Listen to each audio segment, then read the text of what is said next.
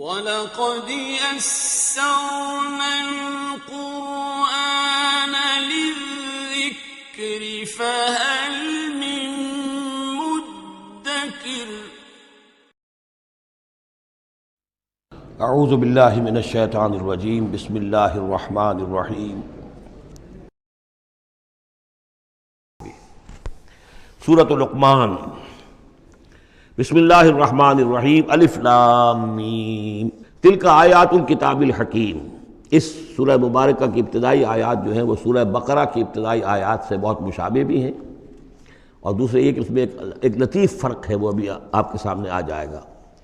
تلک آیات الکتاب الحکیم ھدی ورحمۃ للمحسنین الذین یقیمون الصلاۃ ویؤتون الزکاۃ وہم بالآخرۃ ھم یوقنون اولئک علی ھدی من ربہم واولئک ھم المفلحون۔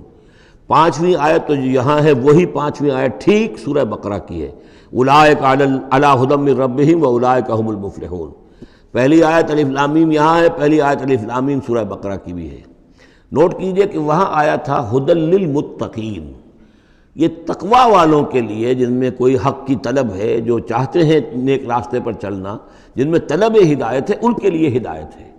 یہاں ایک لفظ کا اضافہ کیا، اگلی منزل چونکہ بیان ہو رہی ہے، ھدی ورحمۃ للمحسنین، یہ جو بلند ترین منزل ہے، جو احسان کے مقام تک پہنچ جائیں، ان کے حق میں یہ صرف ہدایت ہے، ہدایت نہیں رحمت بھی ہے۔ تو یہاں تقابل اگر کریں گے، الف لام میم ذالک الکتاب لا ریب فیہ ھدی للمتقین، یہاں فرمایا تلک آیات الکتاب الحکیم، یہ ایک بڑی حکمت بڑی کتاب کی آیات ہیں، اور یہ ہدایت ہے اور رحمت ہے محسنین کے حق میں۔ اور یہ محسنین جو ہے قرآن کی اصطلاح کے طور پر، جیسا کہ میں بیان کر چکا ہوں سورہ مائدہ میں، کہ یہ پہلا درجہ ہے اسلام، اس سے اوپر ایمان، اس سے اوپر احسان۔ اذا ما اتقوا وآمنوا وعملوا الصالحات ثم اتقوا وآمنوا ثم اتقوا واحسنوا واللہ یحب المحسنین، ان کے حق میں یہ قرآن رحمت ہے۔ الذین، اب ان کے یہ اوصاف ہیں جو نماز قائم رکھتے ہیں، ویؤتون الزکاۃ، وہاں ہے ومما رزقناہم ینفقون، یہاں باقاعدہ لفظ زکوٰۃ آ گیا، وہ زکوٰۃ دیتے رہتے ہیں، یا یہ کہ اپنے تزکیے کے لیے مسلسل کوشاں رہتے ہیں۔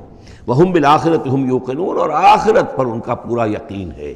اصل شے جو ہے جو انسان کے عمل اور کردار پر اثر انداز ہوتی ہے، وہ ایمان بالآخرہ ہے۔ اولئک علی ھدی من ربہم، یہ لوگ ہیں ہدایت پر اپنے رب کی جانب سے، واولئک ھم المفلحون، اور یہی ہے فلاح پانے والے۔ وَمِنَ النَّاسِ مَن يَشْتَرِي لَهْوَ الْحَدِيثِ لِيُضِلَّ عَن سَبِيلِ اللَّهِ بِغَيْرِ عِلْمٍ، لوگوں میں سے کچھ ایسے بھی ہیں کہ جو کھیل کی باتیں خریدتے ہیں، کھیل کود، اور تاکہ لوگوں کی توجہ ادھر ہو جائے۔ اور یہ باقاعدہ کیا ہے نضر بن حارث، جو رؤسائے قریش میں سے تھا، اور اس شخص کا معاملہ یہ تھا کہ یہ حضور کے شدید ترین مخالفین میں سے تھا۔ اس نے یہ کیا کہ یہ لوگ جو ہیں، چونکہ عربوں کے اندر ذوق تو تھا، ان کے ہاں اچھے شاعروں کی بڑی قدر تھی، خطبہ ادب جو ہے، فصاحت و بلاغت جو ہے، اس سے ان کو دلچسپی تھی، قرآن مجید کی فصاحت اور بلاغت انہیں اپنی طرف کھینچتی تھی۔ وہ چاہتے تھے کہ یہ لوگ سنیں ہی نہ، تو وہ کہیں سے شام گیا اور وہاں سے کوئی گانا گانے والی ایک لونڈی لے آیا جو بہت اچھا گانا گاتی تھی، اور اس کی محفلیں اس نے منعقد کرانی شروع کر دی تاکہ لوگ آئیں یہاں پر اور یہ اس میں مگن رہیں، اور رات کا وقت وہاں لگائیں تو دن میں سوئیں۔ بہرحال کسی طریقے سے ان کی توجہات جو ہے اس کو محمد کی طرف سے ہٹا کر صلی اللہ علیہ وسلم تو ان چیزوں میں لگا دیا جائے۔ اور یہ اچھی طرح سمجھ لیجئے کہ اس وقت دنیا میں یہ کھیلوں کا معاملہ، سپورٹس کا، گیمز کا معاملہ، اور پورے ذرائع ابلاغ کے اوپر معلوم ہوتا ہے چھائی ہوئی شے یہی ہے۔ ٹی وی کے اوپر تو معلوم ہوتا ہے کہ دنیا کی اہم ترین شے جو ہے وہ یہ گیمز ہیں، ان کے ٹورنامنٹس ہیں، وہ وہاں ہو رہا ہے، یہاں ہو رہا ہے، وہاں ہو رہا ہے، یہاں ہو رہا ہے، یہ ٹینس کا ہے، یہ فلاں کا ہے، یہ تیراکی کا ہے، اور یہ گیم، اس لیے کہ اسی کو دیکھتے رہو۔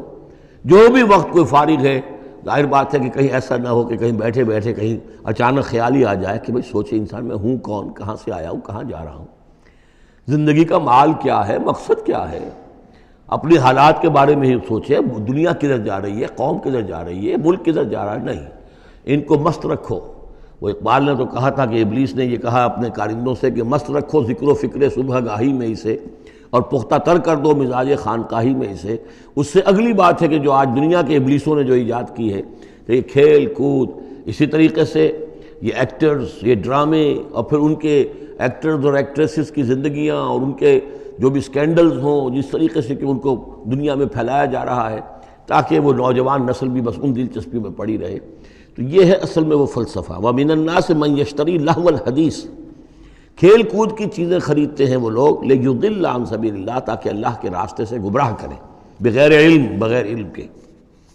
وَيَتَّخِذَهَا هُزُوًا، اور اللہ تعالیٰ کا جو معاملہ ہے اس کو یہ وہ ہنسی ٹھٹا بنا دیں۔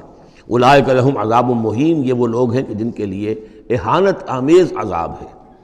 وَإِذَا تُتْلَىٰ عَلَيْهِ آیاتنا وَلَّىٰ مُسْتَكْبِرًا، اور جب اسے سنائی جاتی ہیں ہماری آیات تو وہ وَلَّىٰ اپنی پیٹھ موڑ کر چل دیتا ہے، مستکبرًا استکبار کرتے ہوئے، کأن لم یسمعھا، جیسے کہ اس نے سنی ہی نہیں، کأن فی اذنیہ وقرا، گویا کہ اس کے کانوں میں کوئی ثقل ہے، بوجھ ہے، اس نے سنا ہی نہیں کیا محمد نے سنایا ہے۔ فبشرہ بعذاب علیم، یہ سارا جو ہے یہ اس نضر بن حارث کے لیے یہ آیات نازل ہوئی ہیں۔ تو اے نبی اس شخص کو دردناک عذاب کا آپ کی بشارت دے دیجیے۔ ان الذین آمنوا وعملوا الصالحات لہم جنات النعیم، یقیناً وہ لوگ جو ایمان لائے اور جنہوں نے نیک عمل کیے ان کے لیے نعمتوں بھرے باغات ہیں، خالدین فیہا، جس میں وہ ہمیشہ ہمیش رہیں گے۔ وعد اللہ حقا، یہ اللہ کا وعدہ ہے جو سچا ہے، پختہ ہے، اٹل ہے، حتمی ہے، یقینی ہے۔ وہو العزیز الحکیم، اور وہ زبردست ہے، حکمت والا۔ خلق السماوات بغیر عمد ترونہا، اس نے آسمان بنا دیے بغیر ستونوں کے جو تمہیں نظر آتے ہوں۔ وَأَلْقَىٰ فِي الْأَرْضِ رَوَاسِيَ أَن تَمِيدَ بِكُمْ، اور اس نے زمین میں ایسے لنگر ڈال دیے ہیں کہ تمہیں لے کر ایک طرف کو لڑک نہ جائے، جھک نہ جائے۔ وَبَثَّ فِيهَا مِن كُلِّ دَابَّةٍ، اور اس میں ہر طرح کے جانور جو ہیں پھیلا دیے ہیں۔ وَأَنزَلْنَا مِنَ السَّمَاءِ مَاءً، اور اس نے اتارا ہے آسمان سے پانی۔ فَأَنبَتْنَا فِيهَا مِن كُلِّ زَوْجٍ كَرِيمٍ، اور اس میں ہر طرح کے جو ہیں جوڑے نباتات کے اس نے پیدا کر دیے ہیں، ہر طرح کے۔ آپ کو معلوم ہے کہ ان کی بھی فیملیز ہوتی ہیں، یہ سٹرس فیملی ہے اور یہ فلاں فیملی ہے، اس طریقے سے اللہ تعالیٰ نے ان کے بھی خاندان بنائے ہوئے۔ ھذا خلق اللہ فارونی ماذا خلق الذین من دونہ، یہ تو ہے اللہ کی تخلیق، تم بھی مانتے ہو کہ اللہ نے بنایا، پھر ذرا مجھے دکھاؤ کیا چیز بنائی ہے انہوں نے جو اس کے سوا معبود تم نے بنا لیے ہیں۔ بل الظالمون فی ضلال مبین، ظاہر ہے کہ ایسے ان کے عقیدے میں بھی یہ بات نہیں تھی۔ یہ دوسری بات ہے کہ وہ متوجہ نہیں ہوتے تھے، جو کچھ کر رہے ہیں اس کا کبھی تجزیہ نہیں کرتے تھے، لیکن یہ ہے کہ یہ ظالم جو ہے یہ کھلی گمراہی میں